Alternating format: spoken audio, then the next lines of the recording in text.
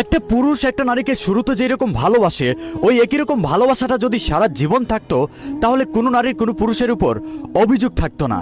একটা পুরুষ একটা নারীকে শুরুতে যেভাবে ভালোবাসে ওই একই রকম ভালোবাসাটা যদি সারা জীবন থাকতো তাহলে এই পৃথিবীতে প্রত্যেকটা নারী প্রকৃত সুখী নারী হতো।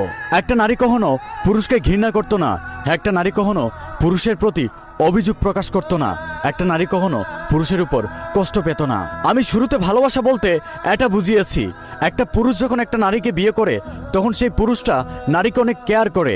এই তুমি এটা করো না, তোমার অনেক কষ্ট হবে, তুমি ঠিকঠাক মতো খাও, শুকিয়ে যাচ্ছ, এই তুমি তাড়াতাড়ি ঘুমাও নইলে তোমার শরীর খারাপ করবে।